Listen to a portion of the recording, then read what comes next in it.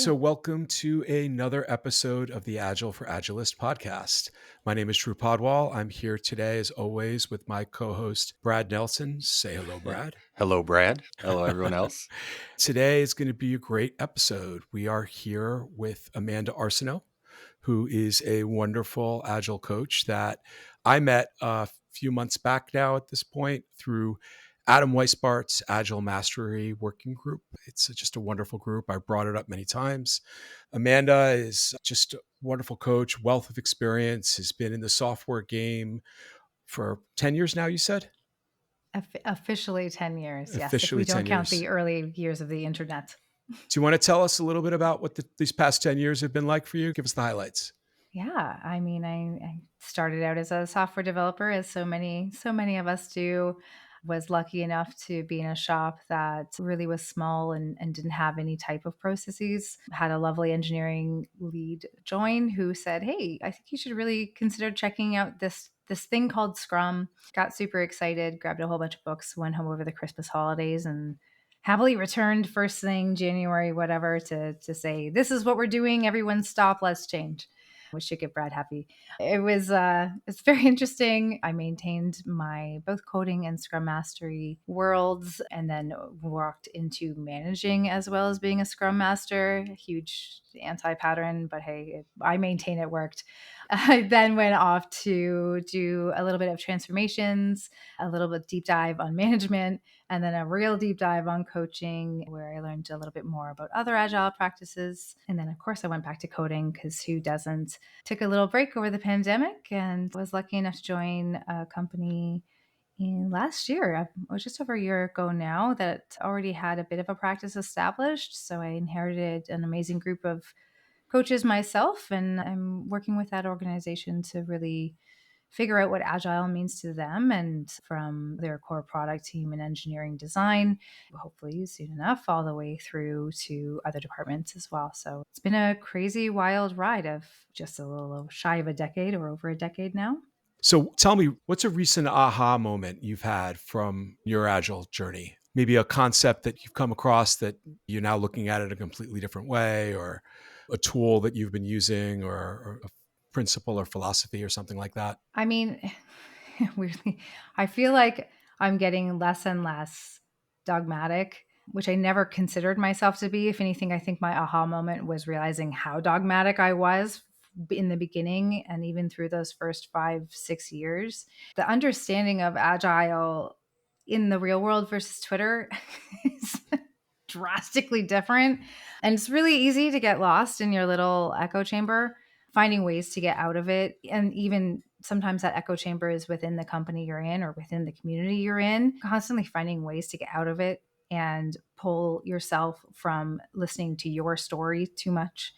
I think that for me has been sort of that refocus for 2023. It's great to be objective, but I also want to be continually questioning myself and my values, and even the Scrum values, the Scrum guide, and every other thing we throw at people and say, this is agile. Yeah, it's huge. It's vague. I'm definitely sitting with it, but that's been sort of my like thing for this year. I feel like that's one of the things that the pandemic really accelerated or brought to the surface, right? The community.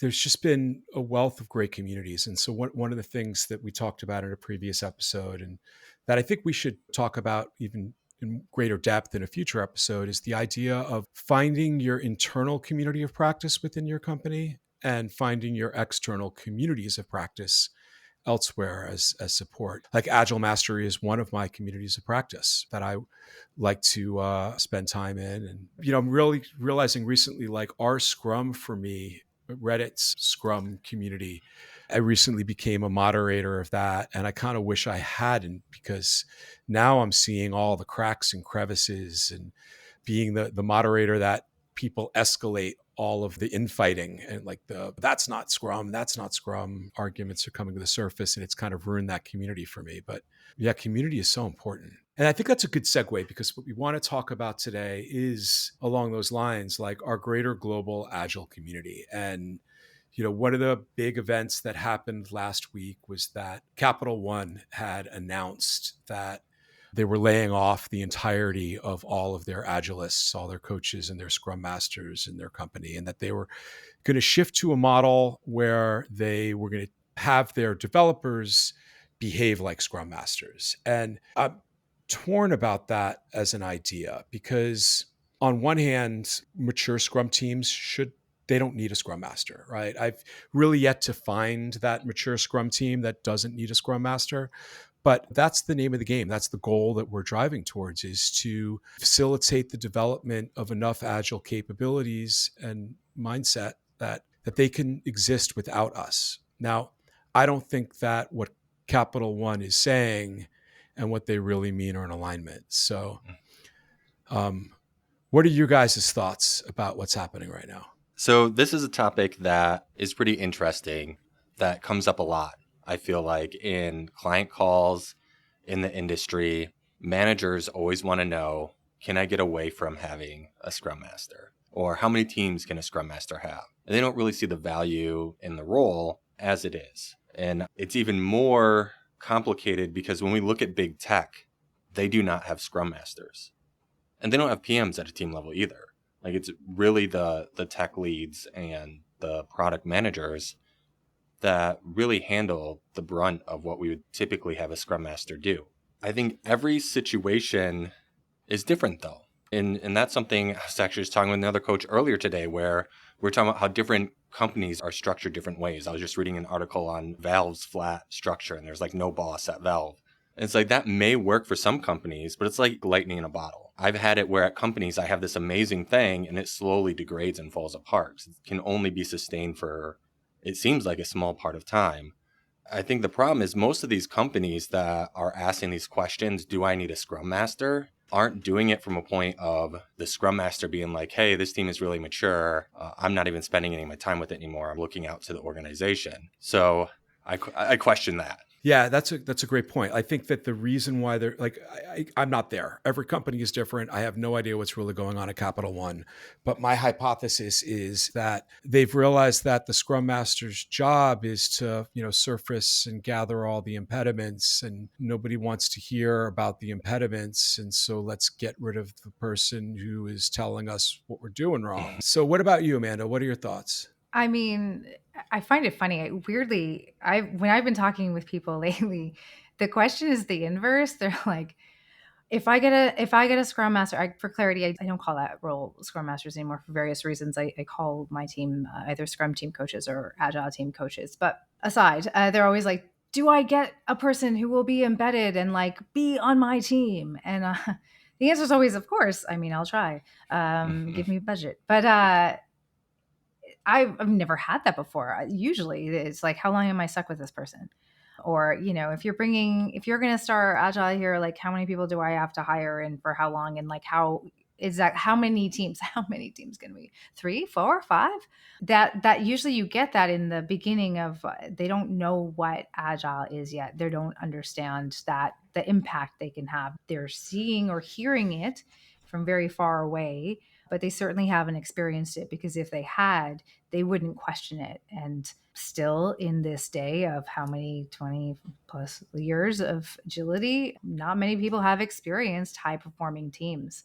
So to ever say, oh, well, we're gonna take it in and we're gonna bring it back to the end, like, sure, I mean, good luck. I really hope that your culture has shifted enough in the past decade of practicing agile. I know Capital One has done multiple transformations. It used to be a joke that if you're in the agile world and you hadn't worked at Capital One, you hadn't lived, or you just entered, and you will next year. I've heard But that from a couple of people over the past couple of weeks.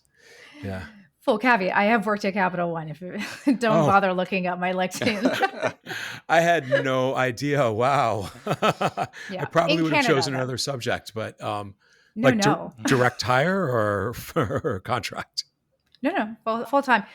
Admittedly, so I worked in Canada. There's a lovely Capital One office up here. I did visit the States once, but at the time that I was with them, we were a little island on our own, and most of our teams didn't actually connect with the U.S. teams. So So Yeah. I want you to, grab one of your dog toys if you have one handy and use it as your and-on cord. If we talk about anything on this call that makes you too uncomfortable, then please Clearly, we feel don't free know each to. other well enough. It's not going Okay. to happen.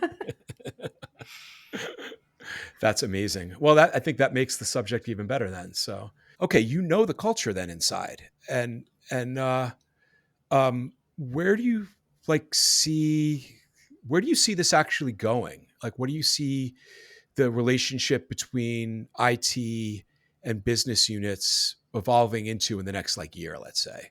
I mean, to be completely fair, it's been long enough that I wouldn't even say I know the culture, and I say that specifically because I do know that there is enough rotation within their upper management, and in particular, Capital One Canada is quite small, like very small comparatively. So the lines wouldn't really make sense.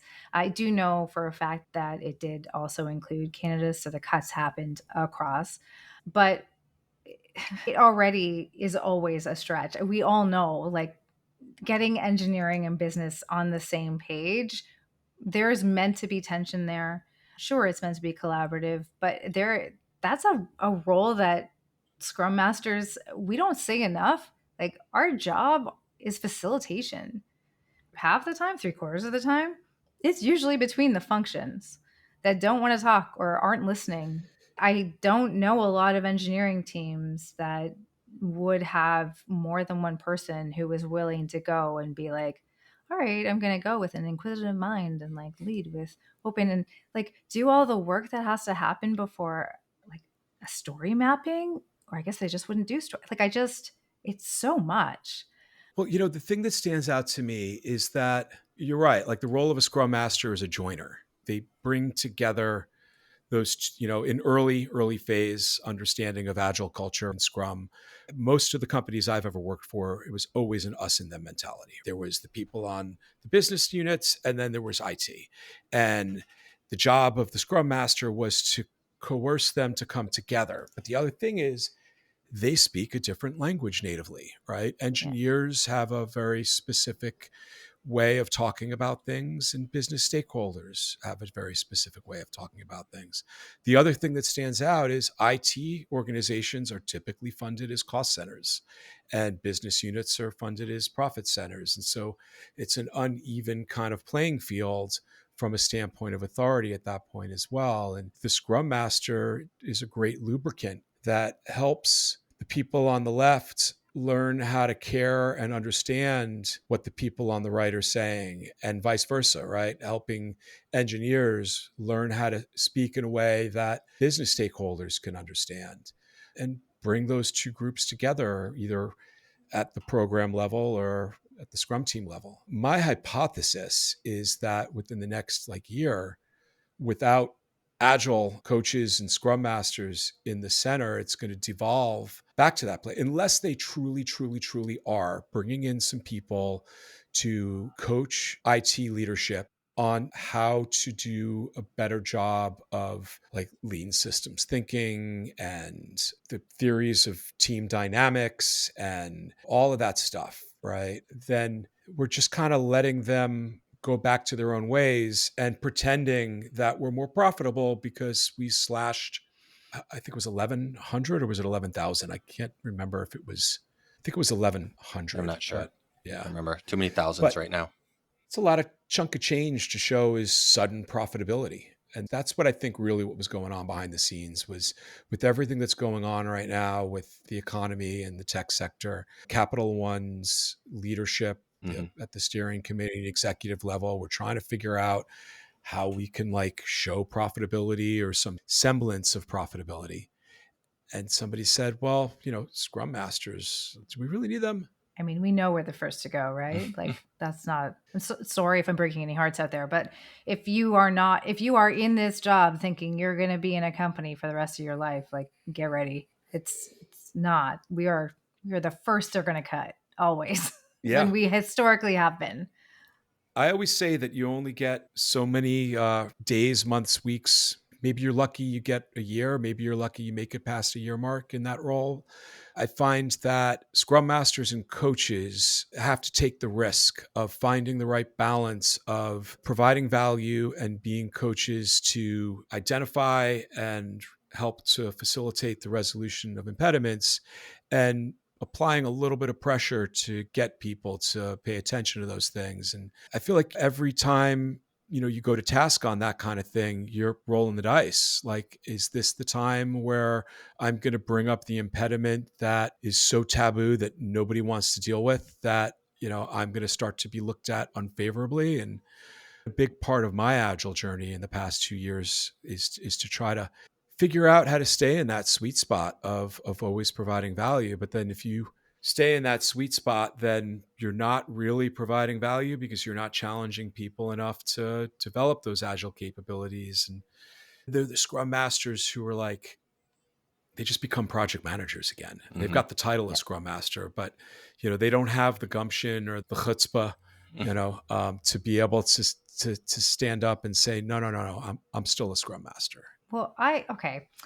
Sidebar though, I would argue a lot of scrum masters, particularly those that have been introduced, and fire flame me all you want, Reddit, but those that have been introduced via SAFe, they don't see their job much beyond being a project manager, or they're in a culture that doesn't treat them anything beyond a project manager. So if that was the case, and again, I did not work near enough to know, but if that was the case, then yeah, I would have fired them too, right? Like, there is no, because you're right, there is no value, or next to no value, aside from having someone oversee delivery and making sure it was happening. Like, great, okay, why do we need that? We talked about this a little bit in our certifications episode. Mm-hmm. I forget what number it is offhand. It's maybe 7. I'm going to go with 7. We'll look later, and you guys will buy me a beer if I'm right, but because I declared that. But we talked about like the idea of the SAFe SSM certification, right? And I like what you said. I think there's a lot of truth to that many SAFe scrum masters behave like project managers, but I don't think that that's carte blanche, the rule of thumb, right? I think that the SAFe scrum master certification, I've taught it. It's a great certification if you're in an environment where there's really strong Agile coaching leadership that's taking an investment in the growth of a scrum master, because it doesn't spend enough time remaining in Scrum. It doesn't spend enough time teaching you to just be a scrum master and then teaching you how to be a safe scrum master. I've seen that with just lots of scrum masters. Like scrum master, like to me, what Brad and I were talking about, my perspective was the PSM, because you don't have to sit in the classroom, because there's nobody there crafting and observing the way that you're understanding the Agile values and principles, that it's easy for somebody to study the Scrum Guide and all the material that's out there for the PSM and pass the PSM, but still interpret it through the lens of a project manager. For sure. And to clarify, I'm not actually saying it is at any fault of the person. In most instances, and this is why it's not even specific to SAFe, it's the culture, right? To your point, if there is no one there to actually guide and say, hey, actually, it's more than this, it's so easy to just fall into that trap of, well, this is what I keep getting asked about, so this is what I'm going to deliver. And you even forget that the whole point of inspect and adapt also applies to you and your job. It's that we just kind of keep shortening what agile means to, oh, it's just delivery, or it's just go faster. Everyone keeps saying the word fast, like as if we're back in the 90s. And no, like I thought we pivoted to outcomes and value, or I don't know where we are now. But again, if you're in that world, yeah, you probably don't have a lot of space to be like, wait, there are like system challenges here that need to be raised, and as, where are the ceilings in places like that? The ceilings are so low. Those scrum masters don't get even a chance to nearly explore what coaching could do to an organization. Was Capital One of those places? I mean, maybe. I like that you call your Scrum Masters team coaches. I do like that, because what I always say to Scrum Masters, especially Scrum Masters, are like, Drew, how do I become an Agile coach? I'm like, you are an Agile coach. You're just an Agile coach for a smaller group of people known as a Scrum team. Exactly. And I'm an Agile coach that focuses on a larger group of people. And you're an Agile coach, So Yeah. I love that you do that. Where you practice. Yeah, Yeah. at my company call them Agilists. I like the call out of coach as well. We changed the Agilist just because there's more to it than Scrum. Yeah. And sometimes they're not even using Scrum at all. And so then it seems kind of like an empty gesture. And that's what we don't want. We don't want these empty gestures.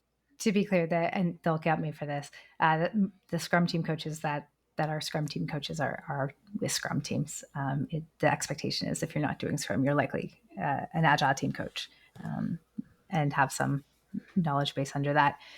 But also, funny enough, I did start calling them Agilists because people call us Scrum or the Scrum team, and I'm like, we're not the Scrum team. The word Agilist, we're the Agile for Agilist podcast. Every time well, one, it's hard for me to say.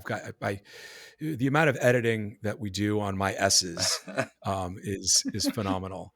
But Agile for Agilists. And then when I type it, right, like no dictionary really recognizes that as a word. It will be a word. Just It wait. will be a word. Yeah. Sidebar, I invented a word once. I'm going to derail this conversation for a second because I'm so proud of this. There was a show, not necessarily the news. Do you guys remember that? No. HBO, late 80s, early 90s. It was like a Daily Show type thing. Kevin Nealon was on it. John Lovitz was on it as well. But there was a segment called Sniglets, and Sniglets are like, they're portmanteau words, right? Where you take two words and you put them together, and now you've got a new word. So I think it was just after I got out of the Navy, I invented the word longevity. Your longevity is the amount of time you can go without doing laundry, between doing loads of laundry. And so, in your 20s, you have a really high longevity. You're willing to wear t-shirts more often than not. And then as you get older and more mature and you have more sense of style, you wash your clothes more frequently and you have a lower longevity. You guys will use this word, but we're totally off topic. So let's talk about the value of a Scrum Master and a coach to an organization. Yeah. So I do want to touch on too. I think, when we look at these organizations, it is about value. They're still looking at Agile, not as to most of us now is common sense. They look at it as overhead. And they're like, well, if I didn't have this impediment or this barrier here, I could operate faster, better, cheaper, whatever that is. But we have 20 plus years of research to show that's not the case. Yeah, we are an essential part of it. We're the vitamins, right? We're the vitamins that enrich the overall system and help keep things moving correctly. And so maybe, I'm not even going to go there. Maybe not a vitamin. But I think this is something that we've noticed in my organization a lot, is that part of the problem is we treat Agile like it's a team level thing, commodity. Yeah. And that's where this struggle is. If you don't want Scrum Masters, you don't want that overhead. If you want to mature enough to the point where you don't need them, you have to invest in maturing your leadership. You have to change the way your organization thinks and operates. And that is the only way you get away from it. And so we need to stop imposing Agile on teams and start, if we're the leader and we know Agile is the answer, we have to take it on ourselves. But it's so hard to do that, right? Because what I said about profit centers and cost centers, now we're imposing a cultural shift, a systematic shift on the people who are funded as the profit center. And there's this mindset of, like, I was talking to a potential client yesterday.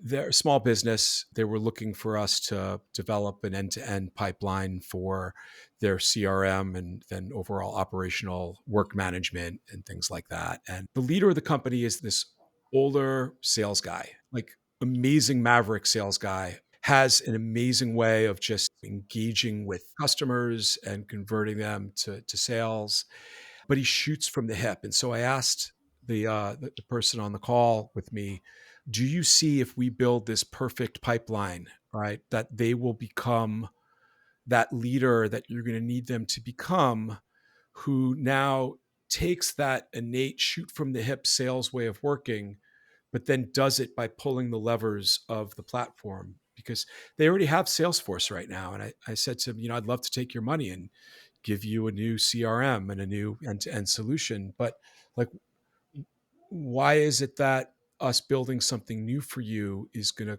cause everybody to change the way that they're working? And I think that that's what we're talking about here, right? Is that like we need business stakeholders and executives and leadership to still shoot from the hip in the way that they do in producing films or creating portfolios or whatever the business that company is. You still shoot from the hip. All we're asking you to do, though, is when you're communicating your strategy for shooting, do it in the form of an OKR that can be converted into an initiative, that can be attached to an epic, that can be attached to a feature, that can be attached to a story. Mm. At all levels, shoot from the hip in a way that you could write an initiative in an epic and that you could do some lean budgeting. But nobody wants to hear that. I don't know if I agree with that. I think there's a time and place for innovation, for sure. But I do think that the problem is that we look at IT as a cost center. However, like let's use the example of Capital One again. If they did not have technology, they would not have a product. Like part of their product, part of the feature set of their product is the technology. I don't know if any of our listeners are old enough or ever had a system go down where you have to fill out by paper the carbon copy slip, your credit card information, and then like there's that metal thing. Yeah. Check. Yeah.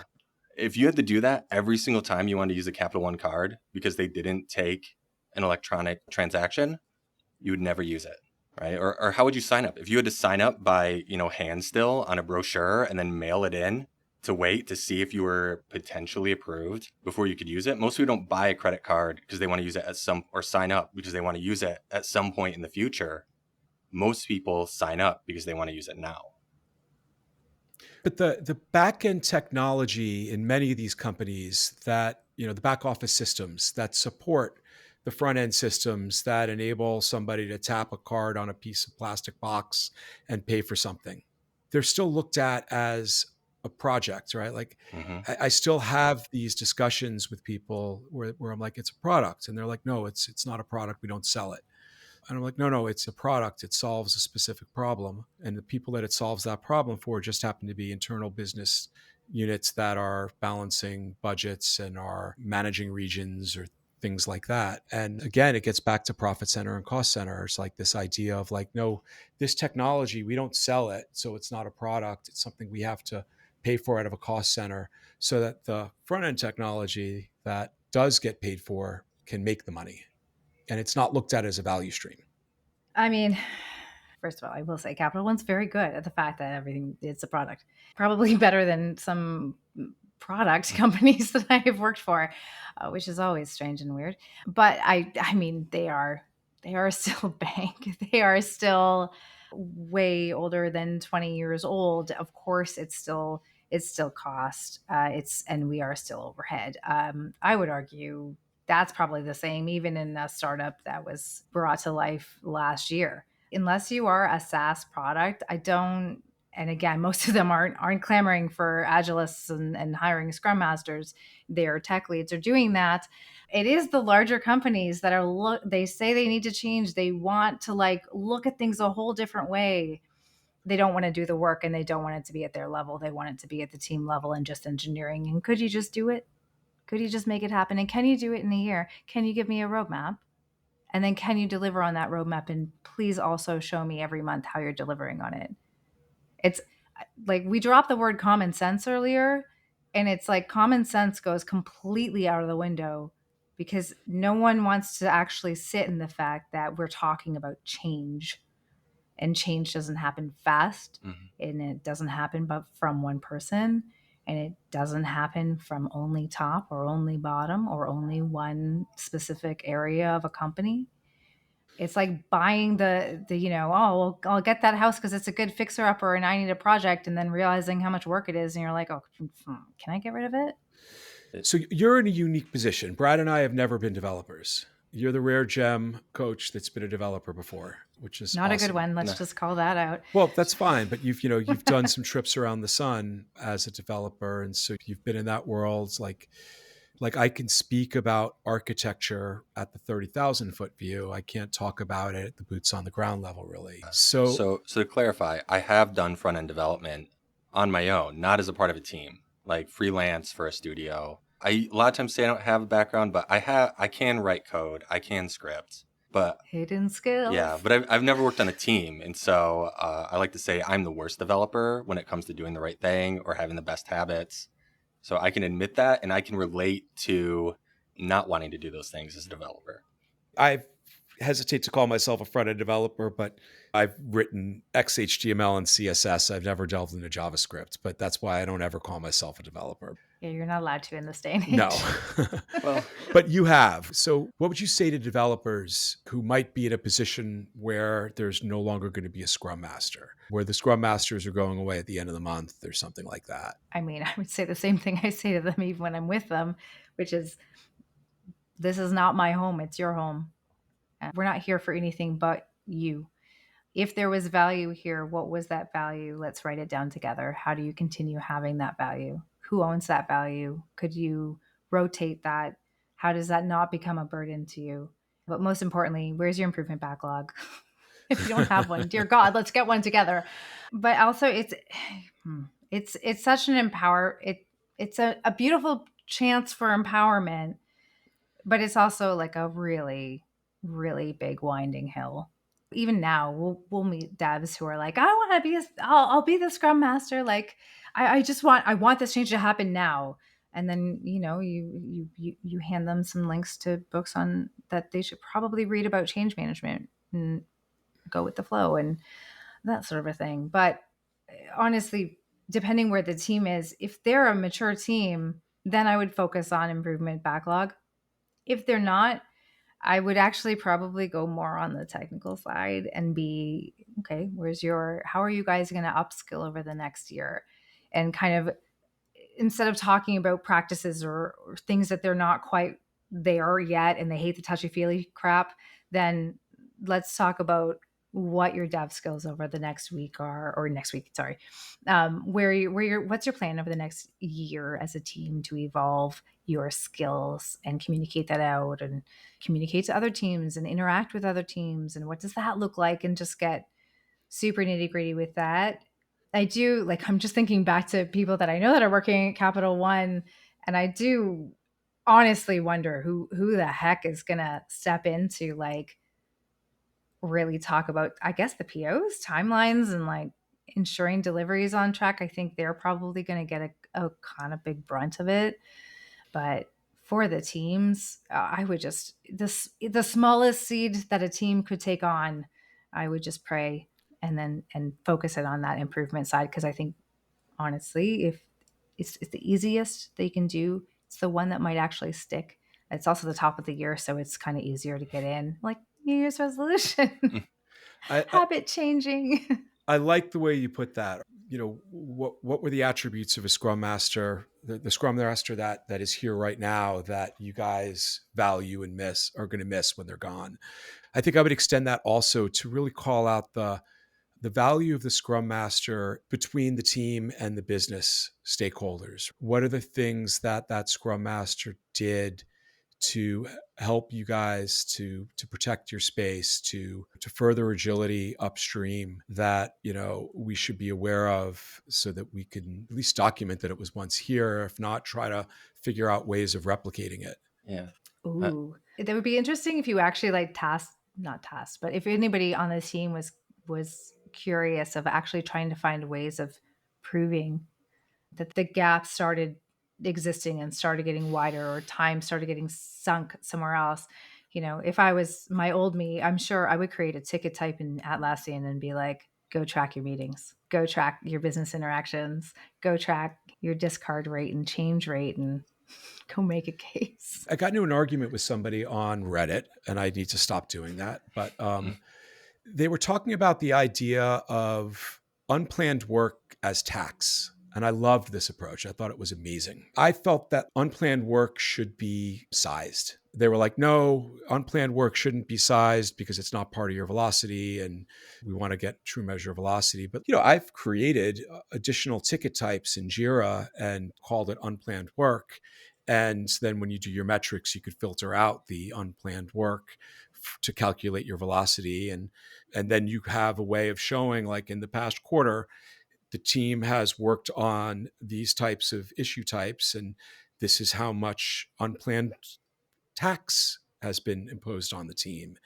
So I'm all for that kind of thing. And then punting that upstream and saying, if you don't want to keep paying tax, then what are some ways that we can address this? And letting leadership figure out how to solve that problem, because if it can't be solved within the team, then it's got to be solved elsewhere. Yeah, I would second that. I'm more of a no estimates kind of person, but I do like counting the unplanned work.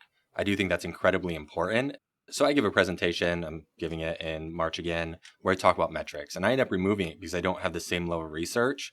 But I would say unplanned work is one of the best things you can track in any organization, any company, any team, regardless of your approach, even waterfall. Okay, I want to unpack this no estimates thing because I've never really wrapped my head around it, but I know that it's wonderful. And my feeling, my hypothesis is that the no estimates movement is an overreaction to people not using story points properly, right? Like not looking at story points from a standpoint of the level of risk within a story, the level of what you know and what you don't know, and the level of complexity, and then giving an arbitrary number that can guide the team to see, all right, if our load in this sprint is 32 points, that means that we are taking on 32 points of uncertainty, complexity, and risk. Mm-hmm. And I feel like the no estimates movement is an overreaction to people who just look at a number and forget about the fact that it really reflects.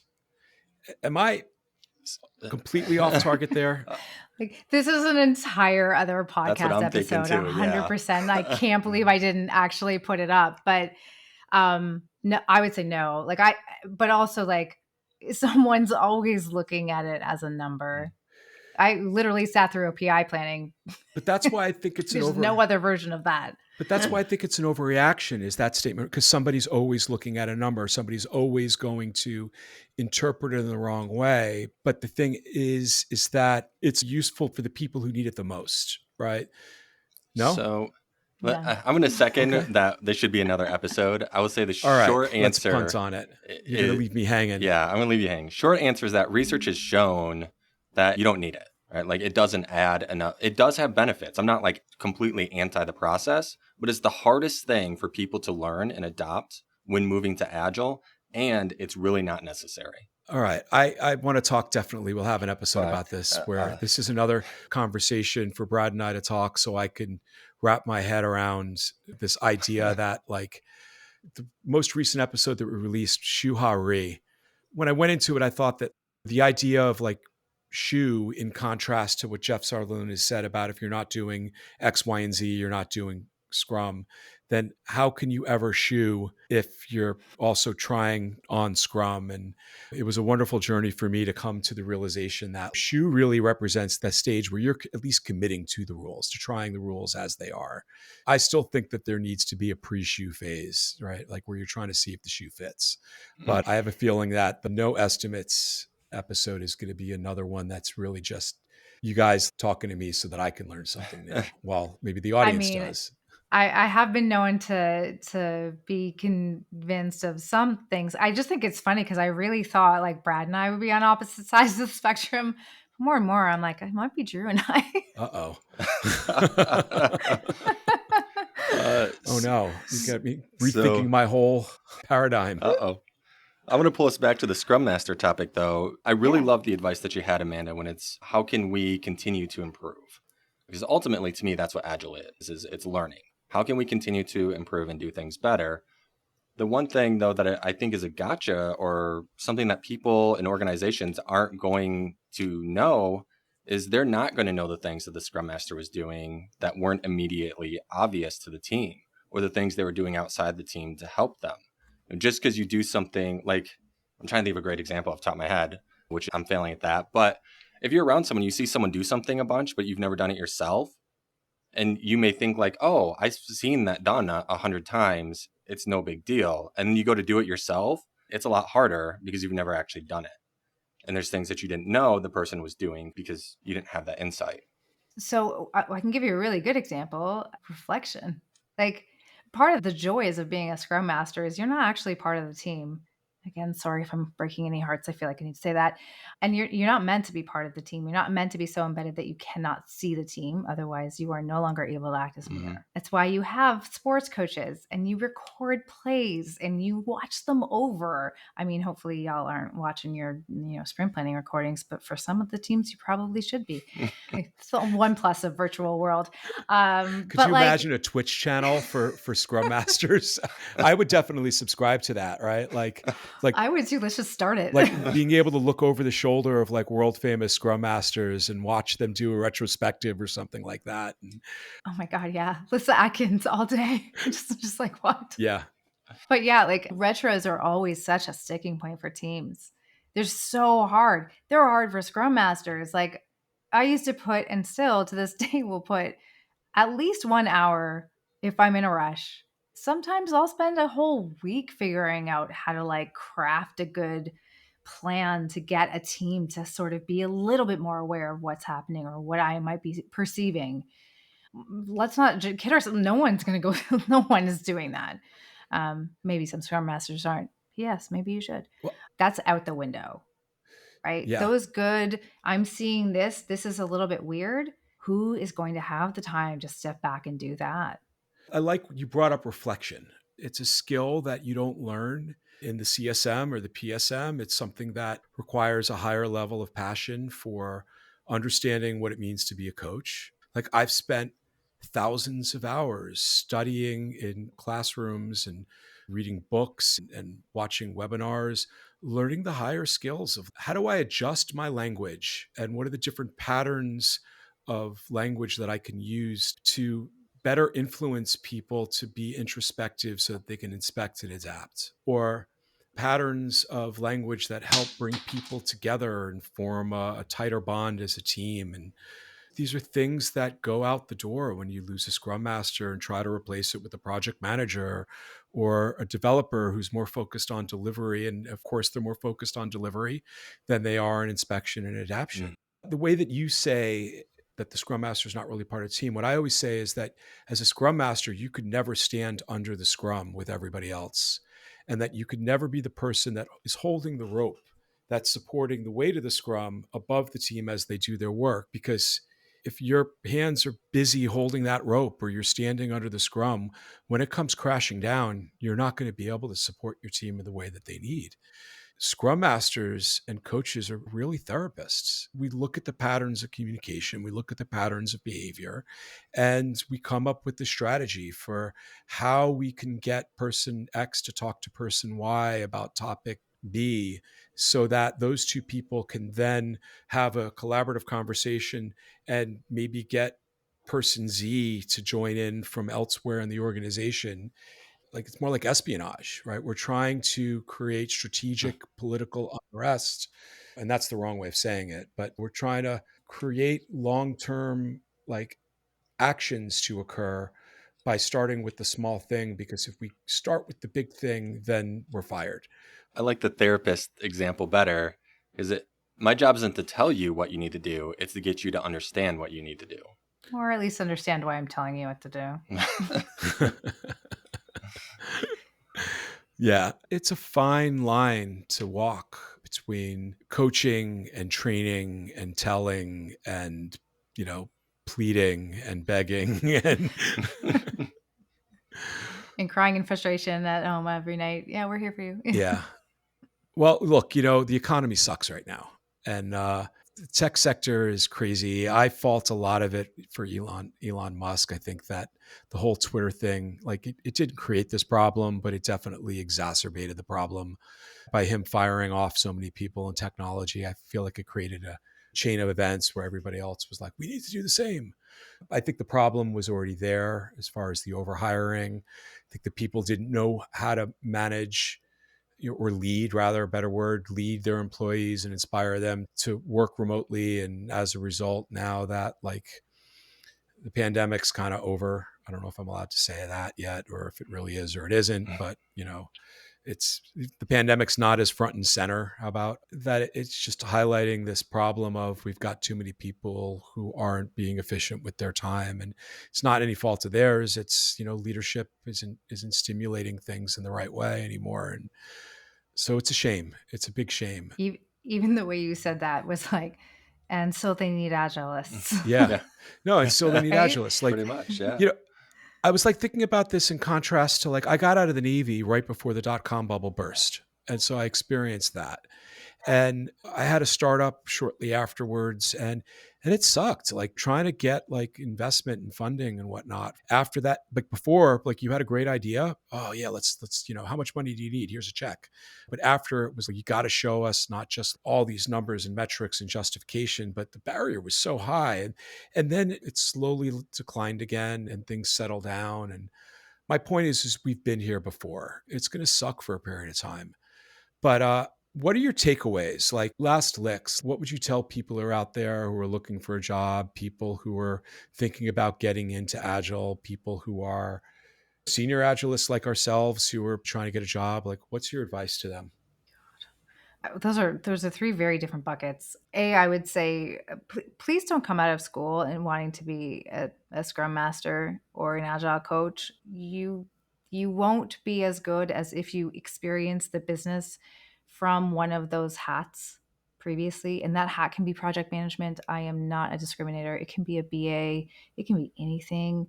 But if you want to work in tech as an SM, go work in tech and figure out a way to make that happen. Go to a boot camp. Now is the time. There will be jobs for you eventually. Again, like no jokes.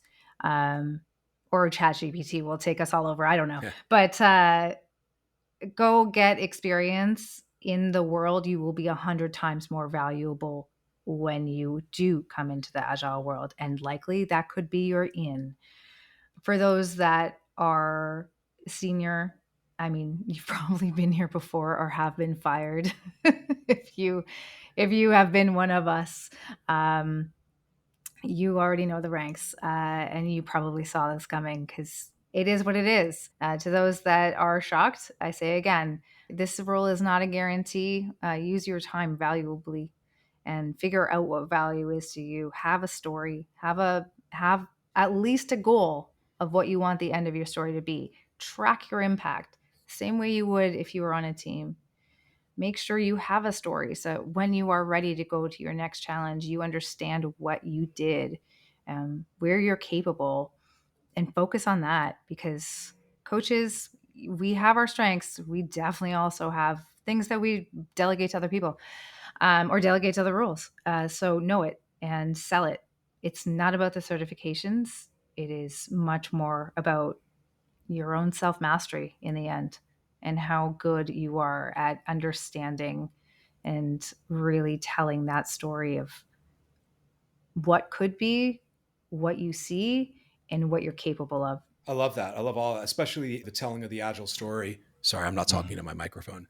The telling of the Agile story, that's really big. I always talk about that. So really good advice all around. Brad, what do you want to add to that? All that's great.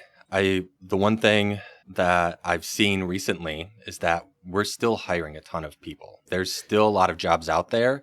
So while big tech is slashing, companies not in big tech can't get enough people. So I would say open yourself up to different companies. It doesn't have to be big tech. You might find the next thing you love, something you're passionate about. For me, though, it's really, I mean, everyone says it, it's networking. And it's the reality. We're a tribal species. Networking and building your brand are the best thing you can do for the longevity of your career. Yeah. And finding a community, right? Like the Agile Mastery community or other communities as well. Not Twitter. Twitter's not a community. Yeah. Just putting that out Neither is there. our Scrum. It's really hurting my heart. But the thing that I would add to that, one, you know, build your Agile capabilities backlog, right? What are the things that you want to learn more about? Like, as you said, Amanda, go seek out training in there. I think a really good one is just seek out knowledge to learn what it means to be a coach, right? Forget about what it means to be an Agile coach or a Scrum coach or whatever that is. Just spend time learning what it means just be a coach, right? Agnostic to any of the things that we do at work. We have been here before. It's easy to panic. It's easy to start building your bunker supply and whatnot. But the other thing I want to point out is, like Brad, you said, there's a lot of jobs out there. There are a lot of jobs. I get offers to interview for the wrong role half a dozen times a day.